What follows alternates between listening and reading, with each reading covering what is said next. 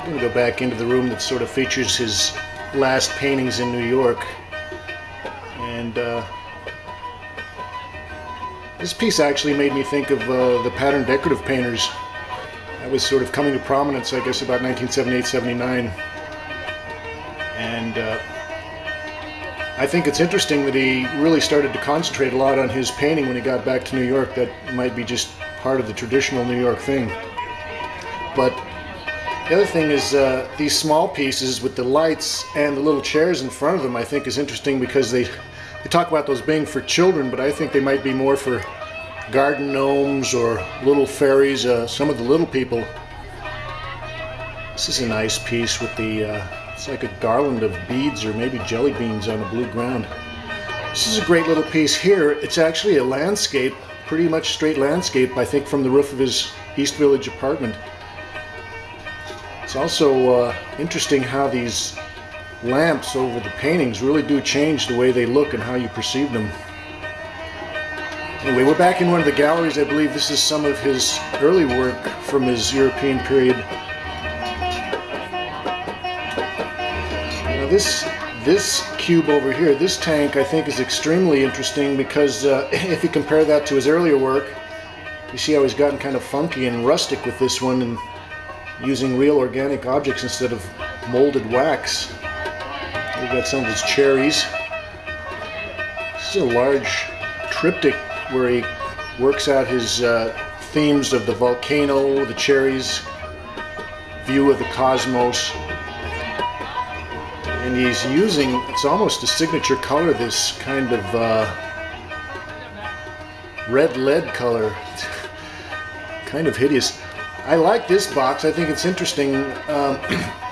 Makes me think of Duchamp's Box and Valise, or maybe something by Kippenberg. But if you see it, you look at it, you can see that he's stopped using the very realistic meat depictions and is kind of using funky clay models and things. There's some more of his pink and blue paintings. Now, this room is pretty much dedicated to his water and diver series.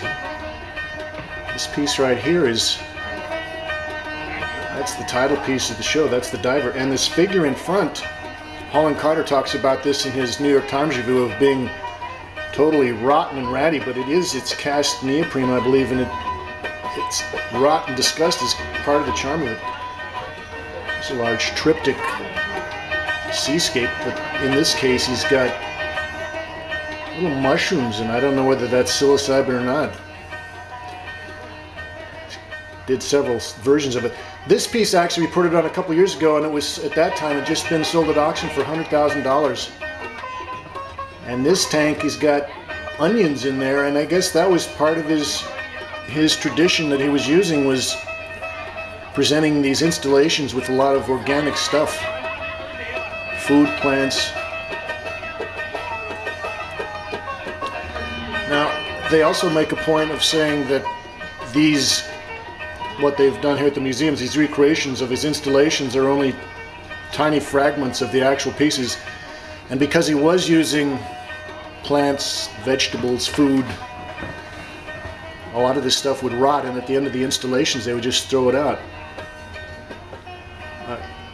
Here are some of his more, what I think are his more interesting paintings. We got kind of a floral still life, but I like the garden gnome paintings, and I can't help looking at those and thinking of Paul McCarthy's garden gnome with the butt plugs.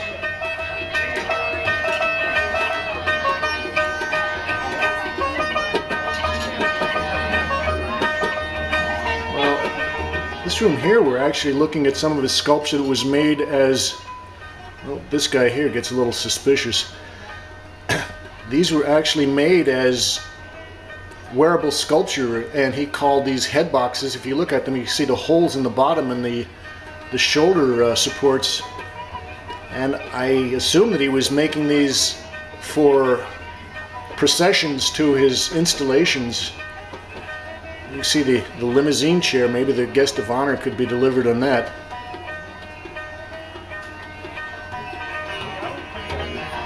You know, it's almost a signature color, this pink that he uses again and again during this period. Now, I don't know whether it's faded or whether it was that color, but you know, it's pretty hideous, but in certain ways it has the same kind of a quality as a lot of this styrofoam plastic installation that you would see that's been sun bleached and stained. It really has a wonderful patina to it. More head boxes. You know, it really would have been something to see a parade of his artist friends walking through an installation and prancing around with these sculptures on their heads.